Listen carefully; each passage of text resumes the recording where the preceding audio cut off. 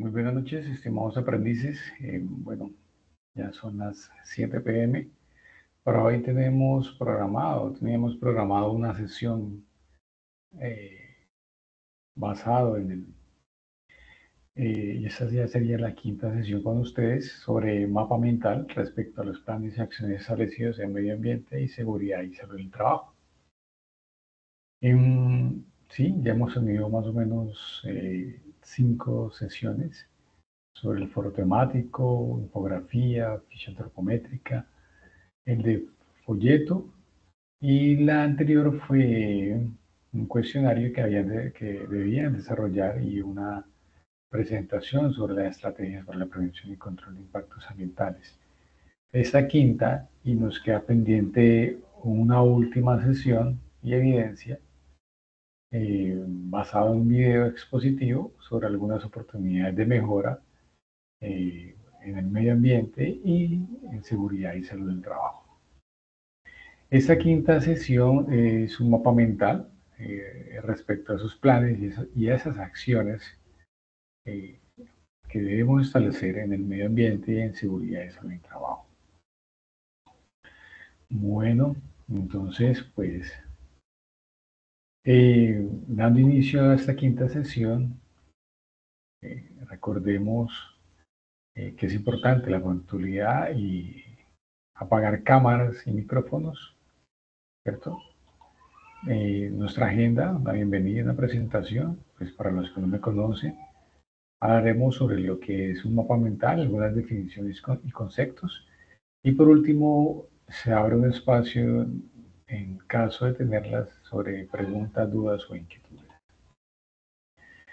Para los que no me conocen o tienen conocimiento sobre el instructor del área en transversal en seguridad y salud del trabajo, pues mi nombre es Ronald Sosa McMahon.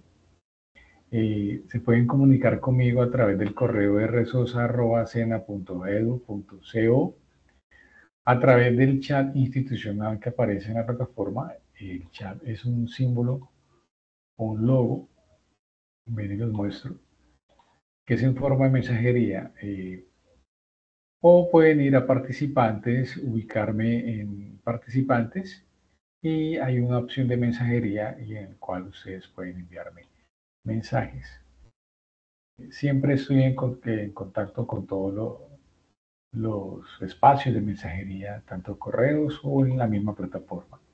Siempre la tengo activa y constante, eh, tanto el correo como la plataforma. Entonces, lo más probable es que las respuestas sean de forma inmediata. Bueno, entonces, empezando. Bueno, el tema hoy es, o la evidencia hoy es un mapa mental. Vamos a hablar un poco sobre qué es un mapa mental para que no tenga ningún inconveniente al momento de desarrollarlo. El mapa mental es una estrategia para el aprendizaje en la cual dispone el pensamiento abstracto y libre, en juego con las propiedades de la asociación. En pocas palabras, un mapa mental es un diagrama usado para representar palabras, ¿cierto? O ideas, o algunas tareas, o lecturas, dibujos u otros conceptos ligados y dispuestos radicalmente a través de una palabra clave, ¿cierto? O de una idea central. Elementos que componen un mapa mental. Entonces, ¿qué debemos tener en cuenta? Debemos tener en cuenta un tema central, dibujos que contienen imágenes, símbolos, nubes, palabras claves. Las ramas o bifurcaciones también son muy importantes, ¿cierto? Adjuntos o enlaces y referencias. Entonces, un tema central, pues el tema principal, será el centro del mapa central, ¿cierto? O del mapa mental.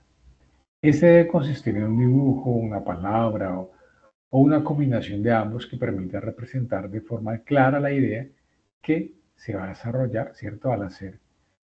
Cuando vayamos a hacer uso de este recurso. Entonces, en este caso, ¿cuál sería la idea o el tema central? Pues sería planes y acciones, ¿cierto? Establecidos en el medio ambiente y en la seguridad y salud del trabajo. Recordemos también los dibujos, imágenes o símbolos son muy importantes porque nos ayudan a visualizar, ¿cierto? nos ayuda a que el cerebro mapee de manera más rápida que con los textos, ¿cierto? Podemos identificar y entender mucho más lo que queremos mostrar. Por lo general, el mapa mental son imágenes o símbolos, ¿cierto? Representativos de datos o sobre algún concepto, alguna idea. Recordemos que las nubes también son de suma importancia, ya que en ella concentran o destacan ideas o ramas que tienen algo en común. Las palabras claves es de suma importancia, la idea de no llenar de solamente puro texto, sino incluir palabras claves, ¿cierto? Las cuales son aquellas que junto a las ilustraciones pues, o imágenes permiten representar los distintos conceptos que se plantean aquí en el desarrollo de la evidencia. Ramas y bifurcaciones es importante, son esos elementos que realmente la utilizamos para unir las ideas, ¿cierto?, que conforman este recurso educativo. Estas realmente pueden tener cualquier forma que uno desee, como líneas rectas, curvas, algunas ramas de árboles, entre otras. Bien. Entonces, recordemos que el objetivo del mapa mental eh, es facilitar la retención y la asociación de distintos conceptos o ideas a través de palabras claves, dibujos, esquemas y algunos colores atractivos, ¿cierto? De manera, se trata de un instrumento de gran utilidad para tomar apuntes, repasar conceptos, estudiar para exámenes a través de la vinculación de ideas. Entonces también es importante cómo podemos utilizarlo. Muy bien. Bueno, vamos a empezar más a fondo sobre conceptos e ideas de que los cuales nosotros vamos a desarrollar o poder realizar nuestro mapa mental. Recuerden que en la plataforma hay un espacio donde pueden encontrar el material de formación y ahí encontrarán algunos links donde los direcciona a unas páginas interactivas en las cuales se encuentra la información. Son materiales de apoyo, materiales de soporte, pero ustedes también pueden buscar por su cuenta a través de la red más información respecto a estos planes y acciones establecidos en el medio ambiente, en la seguridad y salud del trabajo. Bueno, vamos a empezar a hablar un poco sobre el sistema de gestión en seguridad y salud del trabajo y más adelante entraremos o finalizaremos con la parte del medio ambiente. Entonces, el sistema de gestión en seguridad y salud del trabajo, ¿cierto?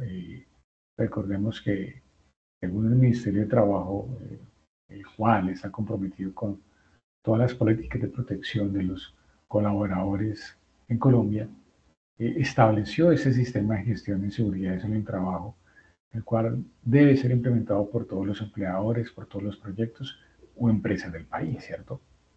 Es de carácter obligatorio. ¿Y en qué consiste? Consiste en el desarrollo de un proceso lógico y por etapas basado en la mejora continua, ¿cierto? Son todas las actividades que la empresa ha planeado cuyo objetivo es anticipar, reconocer, evaluar y controlar los riesgos que pueden afectar la seguridad y salud en el trabajo, ¿cierto? Muy bien. Entonces, para profundizar, el sistema de gestión de seguridad y salud en el trabajo es el desarrollo de un proceso lógico por etapas, ¿cierto? ¿Basado en qué? En la mejora continua, con el objetivo de anticipar, reconocer, evaluar y controlar los riesgos que pueden afectar, ¿cierto?, la seguridad y salud en el trabajo. La aplicación del sistema de gestión de seguridad y salud en el trabajo tiene como ventajas lo que es la mejora del ambiente del trabajo, ¿cierto? El bienestar y la calidad de vida laboral, la disminución de esas tasas de ausentismo por alguna enfermedad, ¿cierto? La reducción de las tasas de accidentalidad y mortalidad por los accidentes de trabajo. Muy bien. Y aquí vamos a entrar a un punto importante y es referente a los peligros y riesgos. Los peligros pueden ser, y según su clasificación, pueden ser de tipo biológico, ¿cierto? Físico, químico, psicosocial, biomecánicos, condiciones de seguridad, fenómenos naturales. Aquí hay algunos que vamos a mencionar, por lo menos biológico, encontramos el virus, algunas bacterias, físicos como el ruido, ¿cierto? De impacto intermitente y continuo cuando trabajamos en las obras de construcción, cuando son los taladros, ¿cierto? Mecánicos o hidráulicos, iluminación, luz visible por exceso de eficiencia, no solamente puede ser en obras, con las construcciones o obras civiles, sino puede ser en la misma oficina, cuando hay poca iluminación, ¿cierto? Importante. El químico, algunos polvos orgánicos, inorgánicos, fibra, psicosocial, muy importantes, tanto psicosociales como biomecánicos, son unos que se presentan constantemente, ¿cierto? Características de la organización de trabajo, la mala comunicación, los pagos, la contratación, ¿cierto? Importante. Biomecánicos, el esfuerzo, ¿cierto? Las posturas prolongadas, mantenidas, de suma importancia. Condiciones de seguridad, mecánicos, elementos de máquina, herramientas, piezas. Entran los que son la parte eléctrica, alta tensión, ¿cierto? Estática. Los fenómenos naturales, sismos, terremotos,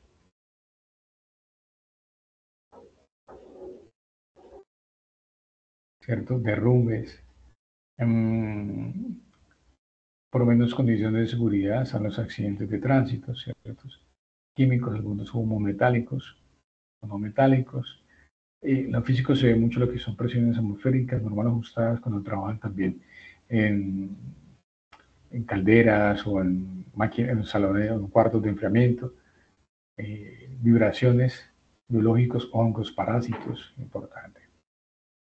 Entonces, peligros y riesgo, ¿por qué mencioné esta tabla? Y esta tabla la podemos encontrar completa en la guía técnica colombiana, la GTC 45, ¿cierto? Esta guía técnica colombiana se utiliza para la identificación de los peligros y valoración de los riesgos, ¿cierto? Y nos establece unas directrices para identificar peligros y valorar los riesgos de seguridad y salud en el trabajo. Esta identificación se hace a partir de unos panoramas de factores de riesgo y es una guía y no una norma, ¿cierto? De obligatorio cumplimiento. O sea, es por ello que las organizaciones podrán ajustar sus lineamientos a sus necesidades, tomando en cuenta su naturaleza, el alcance de sus actividades y los recursos que tienen establecidos para implementarlo. Entonces, no es de carácter obligatorio, pero es una guía muy buena. ¿Listo? Perfecto. Definiciones importantes. Ahorita más adelante vamos a profundizar más sobre los peligros y riesgos y a dónde llegamos a este punto.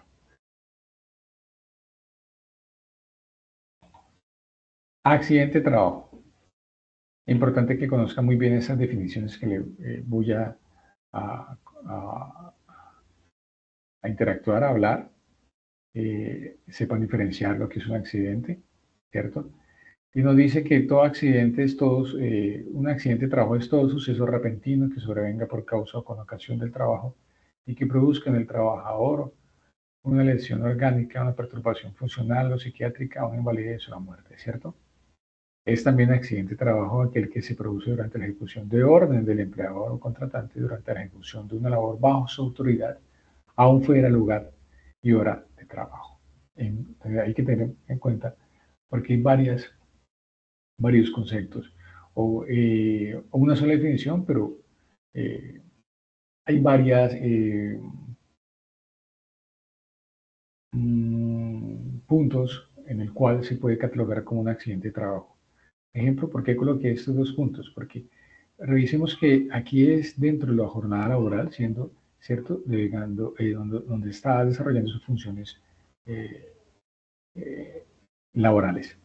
Y en esta, mire que es accidente de trabajo también, pero en este caso, cuando se establecieron algunas órdenes del empleador o contratante inmediato, aún así estando fuera de su lugar de trabajo o fuera del tiempo laboral. Entonces, hay que revisar muy bien estas partes porque a veces no tenemos en cuenta qué entraría en caso de sucederle algún evento no deseado, ¿cierto? Entonces, tener en cuenta esta parte.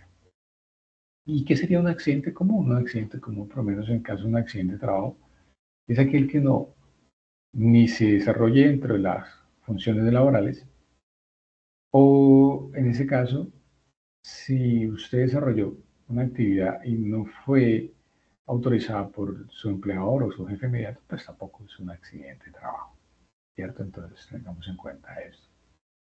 Importante según la OIT, que es la Organización Internacional del Trabajo, también clasifica accidente de trabajo según ciertas características, ¿cierto? Del acontecimiento que ha tenido resultado lesiones directas, o sea, es decir, la manera en que el objeto o la sustancia puede ser en cuestión ha entrado en contacto con la persona, ¿cierto? Entonces, por eso también es importante, es importante revisar en qué consiste un accidente de trabajo y cuándo es un accidente o no un accidente de trabajo. ¿Listo?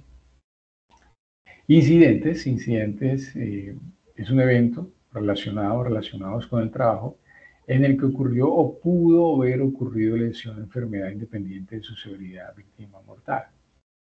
El incidente es un suceso repentino, igual que un accidente, ¿cierto? No deseado que ocurre por las mismas causas que se presentan los accidentes. Solo que por cuestiones del azar no desencadena lesiones tanto en la persona o daños en la propiedad o el proceso del ambiente. Em, es el suceso, ¿cierto?, en el que no hay como resultado una lesión. También se le denomina o lo han llamado como un casi accidente, ¿cierto? Ejemplo, un accidente de trabajo, ¿cuál sería? Digamos que yo voy caminando y en ese momento estuvieron trapeando el piso o aplicaron un desengrasante al piso para poder limpiarlo y no colocaron una señalización, entonces me resbalé, me caí y me fracturé un brazo. Eso es un accidente de trabajo. En ese mismo ambiente, en esas mismas condiciones, iba pasando, me resbalé y me caí, pero mi cuerpo no sufrió ningún daño o la estructura cerca no sufrió ningún daño, ¿cierto? O algún bien no sufrió ningún daño. Entonces, eso es un incidente, ¿cierto? Cuando no se desencadenan lesiones tanto en la persona, algún daño en la propiedad o al proceso o al ambiente. Pero eso no quiere decir que la pasemos por alto, ¿no? El trabajador debe reportar estos eventos no deseados porque normalmente el responsable en seguridad del salud del trabajo no está en todas partes, ¿cierto? No puede visualizar todo lo que pasa en una organización. Entonces, él cuenta con la ayuda de los mismos colaboradores para que reporten todos esos eventos y así poder tomar medidas preventivas, ¿cierto? O acciones correctivas para que esto no vuelva a suceder. Perfecto. Enfermedad laboral, pues enfermedad laboral es todo estado patológico permanente o temporal que sobrevenga como consecuencia obligada y directa de la clase de trabajo que desempeña el trabajador en el medio que se ha visto obligado a trabajar. Mire que en el medio que se ha visto obligado a trabajar, enfermedad laboral. Si yo me enfermo en la casa por algún X motivo, porque y hacía algunas labores en mi casa y me enfermé en la casa, es una enfermedad común, ¿cierto? No tiene nada que ver con el medio en el que fue obligado a trabajar. Entonces sería una enfermedad común. ¿Listo?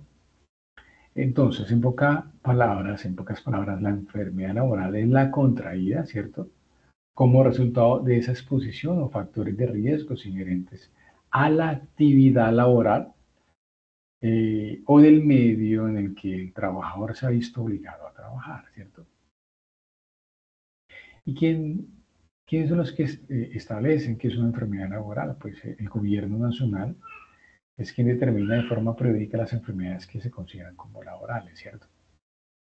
En los casos en que una enfermedad no figure en la tabla de enfermedades laborales, pero se demuestre la relación de causalidad con esos factores de riesgo en seguridad y salud en trabajo, pues será reconocida como una enfermedad laboral conforme a las solicitudes según las normas legales que se encuentran vigentes. Muy bien. Bueno, entonces, llegamos a dos definiciones muy importantes. Recuerden que hablé sobre la tabla de peligros y su clasificación. ¿Y por qué vamos a hablar de peligro y riesgo? Porque aquí es donde entramos, aquí es donde la raíz de todas esas eventos no deseados que se pueden presentar, ¿cierto? Bueno, peligro. Empecemos por peligro. Peligro es la fuente, situación o acto que puede causar una afectación negativa, ¿cierto? En la salud de los colaboradores, trabajadores, en los equipos de trabajo o en instalaciones de las empresas. Entonces, peligro es, es la fuente, situación o acto, ¿cierto? Que puede causar una afectación negativa, ¿cierto? Al colaborador, a los equipos, algunas instalaciones en la empresa, ¿cierto? Y el riesgo es la probabilidad de ocurrencia de una exposición a evento peligroso en relación con la gravedad de la consecuencia, ¿cierto? Entonces, es esa probabilidad de que a mí me pase algo, ¿cierto? Con un evento peligroso, ¿cierto? Y con la gravedad de la consecuencia, o sea, puede ser grave lo que me puede pasar. Entonces, cuando se dice que algo es peligroso, se está refiriendo a que ese algo tiene esa capacidad de hacernos daño, ¿cierto? O tanto a nosotros, o puede ser al bien o al entorno en el cual estamos rodeados. El peligro no siempre reside específicamente en las cosas, como cuando hablamos de fuentes, ¿cierto? Sino también en la manera errónea, insegura, negligente en la que manejamos o interactuamos con ellas, como aquí nosotros cuando hablamos de acto. Y el riesgo, entonces recordemos que es esa probabilidad de que un peligro se materialice, o sea, es decir, que le genere daño a las personas, al bien o al entorno. Entonces la gran diferencia es que el peligro es parte de nuestras vidas diarias, o sea, tanto en el trabajo, en la casa, o ya sea practicando algún deporte, ¿cierto? Y el riesgo, en cambio, es el resultado de no tomar esas medidas necesarias para minimizarlo. Entonces, mire lo que vemos acá. Aquí tenemos un peligro cuando hablamos de fuente, una máquina, un torno. Y el riesgo es ese resultado de no tomar las medidas necesarias para minimizarlo. Y en este caso, ¿qué pasó? Un riesgo de atrapamiento. No tomé esas medidas necesarias, no tomé o no utilicé las herramientas o no tenía conocimiento de cómo utilizarlo, ¿cierto? También. Y mire que aquí puede entrar también cuando hablamos de acto o la máquina se encontraba en malas condiciones. Entonces, para recordar, el peligro es algo cotidiano que podría causar un mal, mientras que el riesgo es esa probabilidad de un futuro daño. ¿Listo? Un ejemplo muy sencillo, y siempre lo menciono. Ejemplo, un piso en mal estado. ¿Qué es? Cuando hablamos de que el peligro es una situación, ¿cierto? Piso en mal estado. Es un peligro. ¿Y cuál riesgo puede suceder o ocurrir? Es que puede producir una caída, ¿cierto? La cual eh, ocasiona una fractura en el colaborador o en el trabajador. Entonces, peligro y riesgo. Muy bien. Actos o estándar. Cuando hablamos que el peligro es un acto, ¿cierto? Eh, recordemos que entre el peligro existen unos actos, ¿cierto? Los cuales, lo que vemos acá, son estos comportamientos que podría dar origen a un accidente o incidente, ¿cierto? También son llamados actos inseguros o actos subestándar. Estos actos inseguros o subestándar son esas omisiones o acciones, las cuales son, en pocas palabras, comportamientos del ser, ¿cierto? De la persona, en los cuales cometen esos trabajadores o colaboradores y aumentan esa probabilidad de ocurrencia de un evento, siendo esto un accidente o incidente o una enfermedad laboral, ¿cierto? Por lo menos actos o estándar, no comunicar peligros, distraer la atención de otro trabajador, trabajar con equipos sin autorización, ¿cierto? Utilizar equipos, herramientas defectuosos, ¿cierto? Conociendo de que esto puede causarme daño, yo lo hago sin medir las consecuencias, ¿cierto? Algunos ejemplos de actos inseguros o subestándar también pueden ser los muy más comunes, realizar labores sin autorización, ¿cierto? Digamos que hay una labor que debo desarrollar y debo tener una autorización de mi jefe, aún así la hago sin esperar su aprobación. Realizar la labor en condiciones inseguras o subestándar. Yo veo que el piso está en malas condiciones, no hay la seguridad necesaria, aún así la realizo. Omitir las condiciones de peligro, simplemente no dar aviso a las condiciones. Utilizar los elementos, equipos, máquinas de trabajo sin los dispositivos de seguridad o en mal estado. Hacer bromas en lugares críticos laborales, realizar ajustes manuales sin conocimiento de las herramientas y equipo a utilizar. Adoptar algunas posturas incorrectas en los puestos de trabajo y sobre todo en el levantamiento de carga. Es que la máquina para levantar esta carga se encuentra como en el otro lado de la empresa y quiere buscarla. Ah, no pasa, no pasa nada, yo la levanto así, no hay ningún problema, ¿no? No. Generar desorden en lugar de trabajo. Son algunos de estos ejemplos que podemos encontrar en los actos subestándar. Condiciones subestándar. Las condiciones subestándar son aquellas situaciones, en este caso se denominan esas circunstancias. Son circunstancias que se presentan en el lugar de trabajo y que su principal característica es la presencia de factores de riesgo, sí, o con escaso control que puede generar accidentes, ¿cierto? Una condición subestándar también es aquella que es generada por un acto subestándar. También.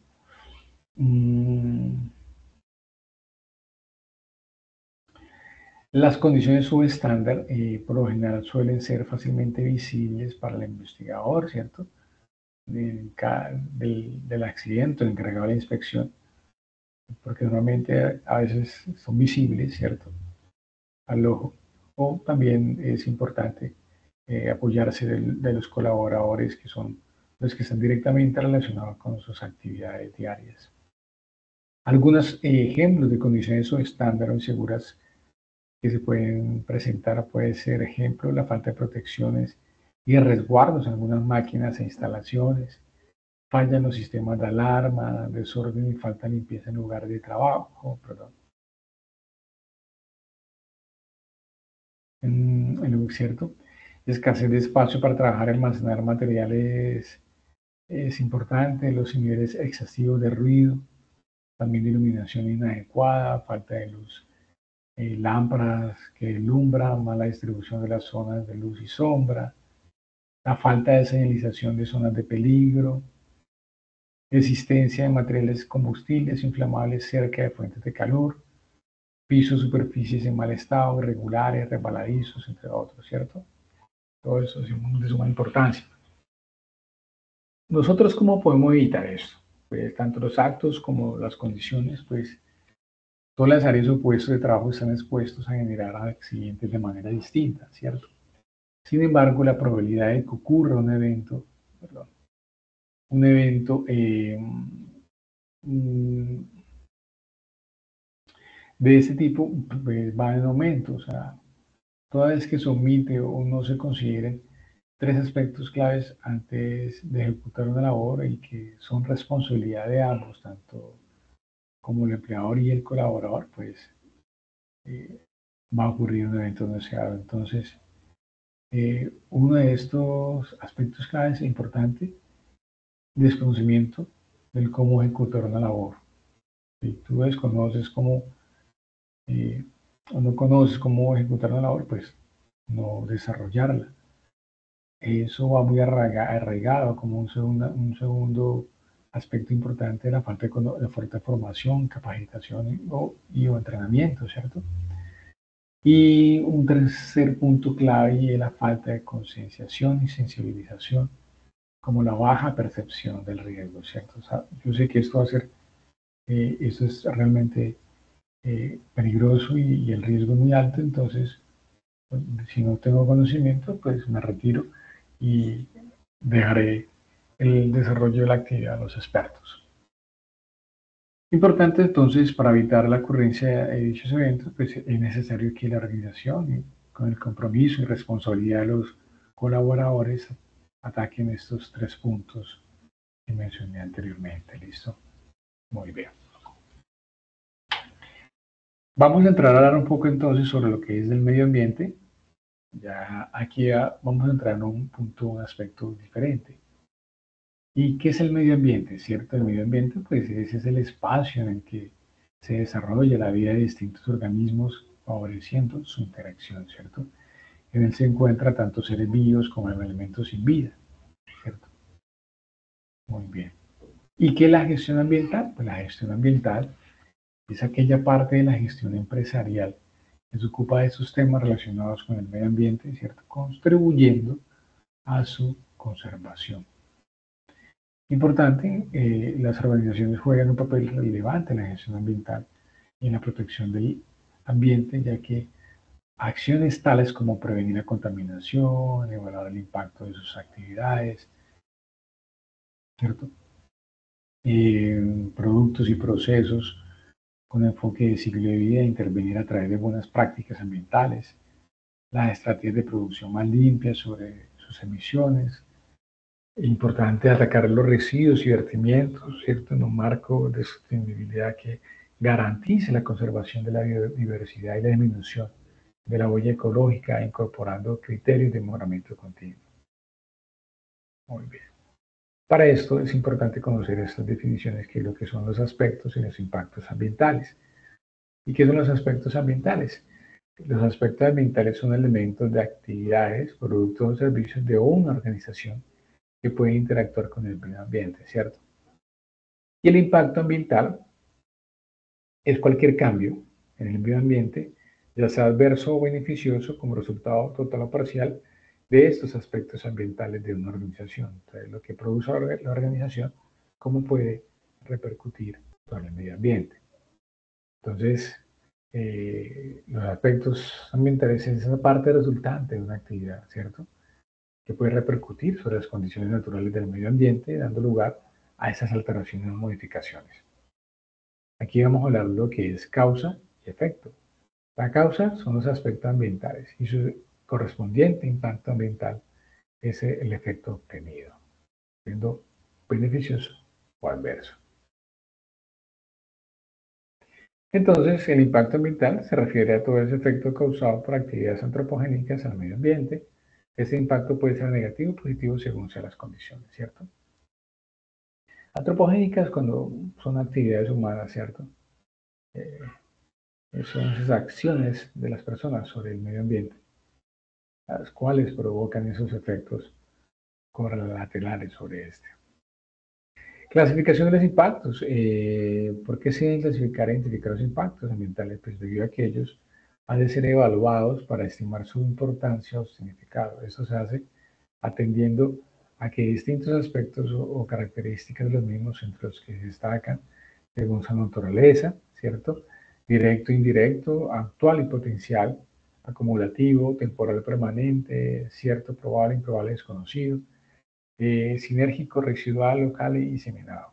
Ejemplo, el natural. Cuando hablamos de impacto natural, pues se distingue esos impactos positivos son cuando se producen efectos beneficiosos sobre el medio y los negativos si se producen efectos perjudiciales sobre el medio ambiente, ¿cierto? Importante. Bueno, otro ejemplo puede ser el directo e indirecto. El directo cuando se considera si existe un vínculo directo entre las acciones ejercidas y su consecuencia, ¿cierto? O indirecto si esas acciones impactan sobre un primer componente del ambiente y este a su vez impacta, ¿cierto?, en un segundo. Un ejemplo directo fue la desaparición de una especie de ave que anidaba en un árbol, ¿cierto?, por una tala indiscriminada de dicho arbusto. Entonces es un impacto directo. Y un impacto indirecto pues sería el uso, en este mismo caso, ejemplo, si se utiliza un herbicida, el cual reducirá la población de una especie vegetal de la que dependería algún tipo de población polinizadora. Entonces, mire todo lo que impacta, ¿cierto? Entonces, Hay una serie de clasificación de los impactos ambientales que nosotros debemos tener en cuenta para poder así evaluarlo. ¿Y cómo vamos a hacer esta evaluación del impacto ambiental? Eso es el punto importante. Porque de aquí nosotros vamos a tomar algunas medidas, ¿cierto? Entonces, evaluación del impacto ambiental, EIA, ¿cierto? La evaluación del impacto ambiental es un instrumento o herramienta de carácter preventivo encaminado a identificar las consecuencias ambientales de la ejecución y funcionamiento de una actividad humana, con el fin de establecer las medidas preventivas y de control que hagan posible el desarrollo de la actividad sin perjudicar o perjudicando lo menos posible el medio ambiente. Esto menos posible no estoy de acuerdo, pero bueno, el medio ambiente. Entonces, la evaluación del impacto ambiental es el estudio, ¿cierto? Es un estudio y es el instrumento básico para la toma de decisiones sobre los proyectos, obras o actividades que requieren licencia ambiental y se exigirá en todos los casos en que se requiere licencia ambiental de acuerdo con la ley el reglamento, ¿cierto?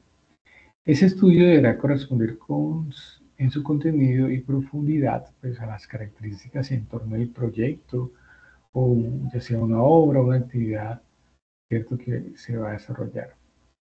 Y este estudio debe incluir algunos aspectos como objeto y alcance del estudio, un resumen ejecutivo de lo que se va a desarrollar, ¿cierto?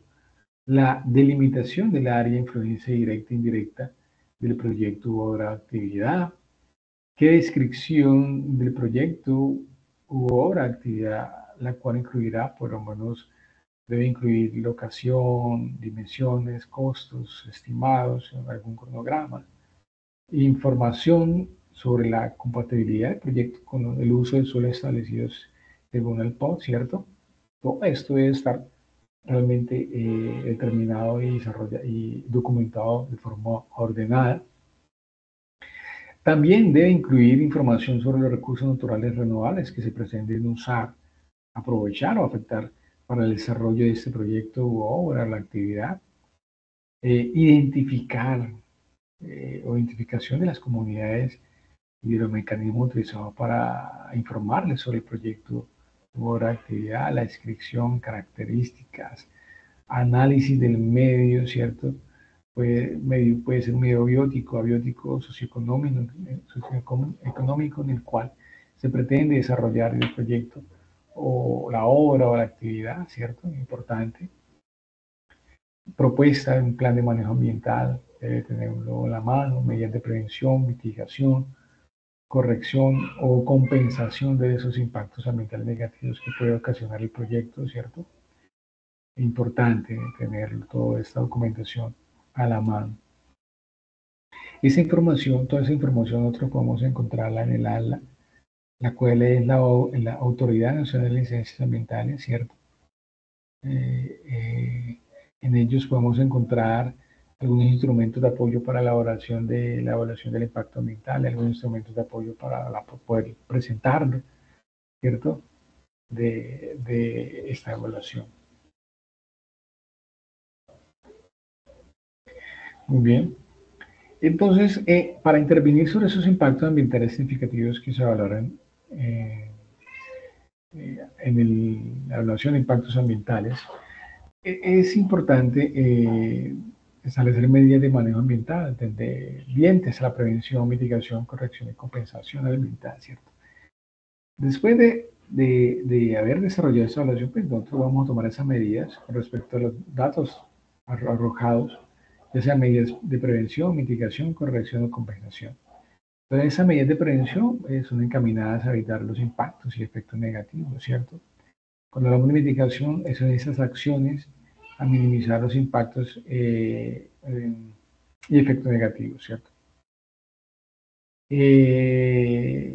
Cuando hablamos de correcciones, pues hablamos de acciones a recuperar, restaurar o reparar las condiciones del medio ambiente afectado. Cuando hablamos de compensación, son acciones dirigidas a resarcir y retribuir a las comunidades o a las regiones o a las localidades afectadas por esos impactos o efectos negativos, ¿cierto? Entonces, esas medidas son las que hay que tener en cuenta para poder manejar esos impactos. Entonces, nuestro objetivo de evaluación del impacto ambiental, ¿cierto? Las organizaciones, antes de pensar a implantar un sistema de gestión ambiental, deben evaluar sus impactos. Les proporcionará un diagnóstico, línea base ambiental que les servirá de insumo para identificar, proponer e implementar las medidas de manejo ambientales correspondientes, como la que mencionaba anteriormente. El bienestar de la humanidad, el bienestar de todos nosotros, depende directamente de la biodiversidad y el ecosistema, ¿cierto? Por eso es vital tratar de medir, planificar y minimizar cualquier actividad que pueda alterar el equilibrio ecológico. A su vez, todas las actividades que realizamos tienen un impacto en los ecosistemas, ¿cierto? Algunas actividades causan efectos irreversibles en el medio ambiente, como la contaminación del entorno, ¿cierto? La extinción de especies, el agotamiento de recursos o la destrucción de los hábitats, ¿cierto? Además, en la medida en que la población crece, pues los recursos naturales se van agotando. Cada vez más urgente mejorar la sostenibilidad del desarrollo humano, o sea, por lo cual es imprescindible medir, minimizar y compensar esos impactos. Entonces, tenerlos en cuenta, esto es algo que ya se está presentando. Por eso es bueno tener un sistema de gestión ambiental. Todas las organizaciones deben contar con un sistema de gestión ambiental que puede desarrollar todo lo mencionado anteriormente, ¿cierto? Esos sistemas de gestión ambientales están integrados con la actividad de gestión general de la organización, en los que se incluyen todos esos aspectos que tienen repercusión del medio ambiente. O sea, yo no puedo tener un sistema de gestión ambiental aparte de los sistemas organizacionales de mi empresa. Debe interactuar entre sí, deben ser uno solo, ¿cierto? Importante. El objetivo del sistema de gestión ambiental es identificar y controlar esos aspectos, impactos ambientales, lograr la política ambiental, los objetivos, metas y cumplir los requisitos legales, definir principios y responsabilidades ambientales, establecer metas ambientales de corto, mediano y largo plazo, designar recursos y responsabilidades, definir y documentar tareas, ¿cierto? Importante. Aquí vamos a entrar a hablar de un punto importante sobre esos impactos ambientales que muchas organizaciones y también en las casas se ven diariamente, ¿cierto? Y es el manejo de los residuos sólidos. Ese es un punto a atacar desde hace muchos años. Entonces, eh, bueno, vamos a revisar primero cómo gestionar de forma correcta los residuos sólidos según el nuevo código de colores, ¿cierto? La normatividad, la resolución 2184 del 2019, esta norma modificó los criterios para la disposición de residuos sólidos con el fin de fortalecer y mejorar los procesos de reciclaje en Colombia, ¿cierto? La aplicación de esta resolución, pues iniciada el 1 de enero de 2021, ya pues se prolongó, pero ya estamos ejecutándola, ¿cierto? Una nota muy importante es resaltar que según estas dos resoluciones, la 2184 y la 1344, pues la nueva clasificación de residuos sólidos es sencilla, aporta beneficios al medio ambiente y todos podemos contribuir, por ejemplo, desde nuestros hogares, ¿cierto? Pero en sí, ¿qué son los residuos sólidos? Pues son aquellos materiales desechados de consumo, los cuales pueden ser en actividades domésticas, industriales, comerciales, institucionales o de servicio que tras su vida útil y que por sí solo ellos carecen de valor económico, ¿cierto? Esos residuos sólidos pueden ser susceptibles a un aprovechamiento, ¿cierto? O a una transformación en nuevo bien con un valor económico o una disposición final. Ejemplo, aquí vamos a encontrar una definición importante y una aplicación importante de esos residuos sólidos. Por lo menos que son las reglas de las 3 R's, que es la cual corresponde a una estrategia que consiste en reducir, reciclar y reducir, ¿cierto? Reducir, pues, significa producir menos desechos o residuos a disponer finalmente de una forma adecuada. Reciclar implica en introducir este residuo sólido en un nuevo ciclo productivo para convertirlo en materia prima, trayendo consigo algunas ventajas organizacionales. Y reutilizar, pues, implica ser un consumidor responsable, ya que vamos a utilizar o reutilizar el objeto o el residuo sólido que tenemos. Y aquí podemos identificar los colores que manejamos. Normalmente, bueno, hay varios. Aquí incluir lo más representativo, por lo menos el blanco, que son los residuos aprovechables que podemos utilizar, reutilizar como plástico, vidrio, metales, papel, cartón. Ojo, si es una lata, pues debe estar seca, limpia, aplastada, y si es vidrio debe ser, por ejemplo, una botella en buenas condiciones. En conclusión, debe estar limpios y secos con los residuos aprovechables. El negro, o el recipiente negro, residuos no aprovechables, como por ejemplo papel higiénico, servilletas, papel y cartón contaminadas con comida, papel metalizado, residuos de barridos, algunas toallas y en general todo lo que debe ir al relleno sanitario y no se puede reciclar. El verde, pues son los residuos orgánicos aprovechables, como resto de comidas, obviamente sin empaques como cáscaras de huevos, maderas, hojas secas, desechos agrícolas, cáscaras de frutas y verduras, restos de café, las bolsas aromáticas también, etcétera, ¿cierto? Una cantidad. Estos residuos van a ir a plantas de tratamientos para generar nuevas materias primas, ¿cierto? Es importante. Muy bien. Bueno, aquí vamos a hablar un poco sobre esos programas ambientales que ayudan mucho al manejo o a la contribución del sistema de gestión ambiental de una organización. Se diseñan de acuerdo a los objetivos planteados, ¿cierto? A la priorización y a la evaluación de los impactos ambientales.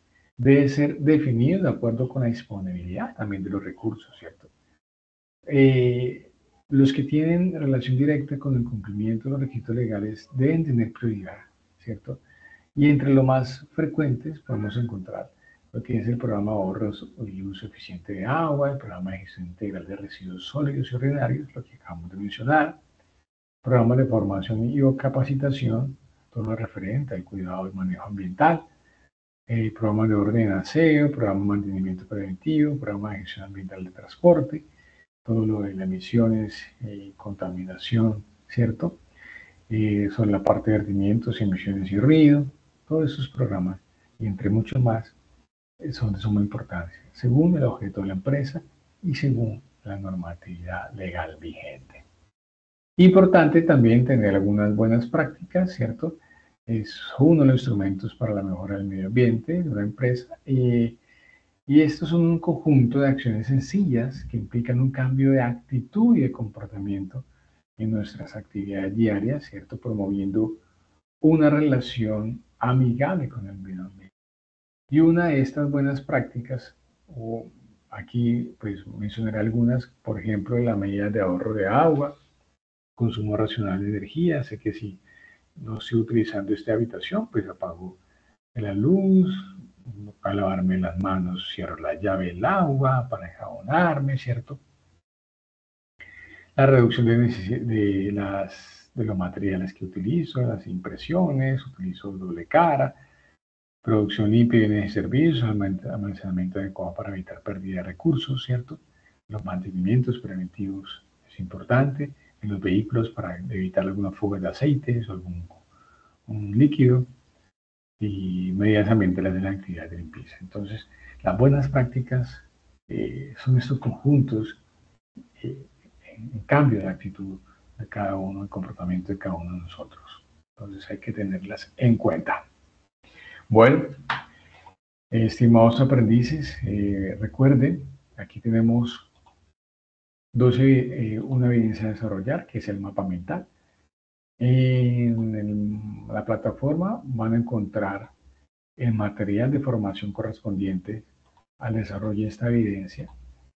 Y recuerden que es un mapa mental, lo pueden desarrollar en tan solo una hoja pueden desarrollarlo con una herramienta de su preferencia. Puede ser, pues, si lo quieren desarrollar en Word, lo pueden desarrollar en Word, en PowerPoint, no sé, en otra herramienta que ustedes conozcan para el desarrollo de estos diseños. Y la idea es que, por favor, si van a enviarme, y la idea es que sea en un formato en el cual pueda abrirlo sin necesidad de pedir autorización. Ejemplo, yo les recomiendo que cuando desarrollen esta evidencia lo conviertan a PDF y lo junten en PDF sin que se vaya a presentar ningún inconveniente. ¿Qué pasa? Pasa lo siguiente, en que a veces me envían un link y me toca pedir autorización para poder visualizar el link que me enviaron. Entonces, yo no puedo esperar a que me hagan la aprobación. Normalmente yo a veces reviso en la jornada de la noche bien tarde, en la jornada de la mañana. Entonces, hasta que me den autorización, entonces es complicado. Entonces, la calificación inmediatamente es cero porque no puede visualizar la evidencia. Entonces, pero si me lo envían en PDF, lo transforman, lo cambian a PDF, pues ya la puedo visualizar de una forma inmediata. Y esto ha sucedido, entonces, la idea es que no tengan ese inconveniente. Otra cosa es que por favor no me monten trabajos que se encuentran por internet, porque ya he encontrado varios trabajos y tienen el descaro de no, por lo menos de no cambiar el nombre que aparecía anteriormente. Entonces aparece el nombre de fulanito Pérez, entonces, yo como así. Entonces, por favor, esos trabajos, la idea es que ustedes mismos lo desarrollen, entiendan la temática y la metodología de este tema y esta área que es de suma importancia porque ya lo vamos a encontrar en todos nuestros ambientes y en todas las áreas de trabajo. Entonces, les pido amablemente que por favor sea de autoría propia. ¿Listo? Bueno, mis estimados aprendices, que tengan feliz noche y que descansen. Recuerden que pueden comunicarse conmigo a través del correo o a través de la plataforma en caso de alguna duda e inquietud. Feliz noche y que descansen.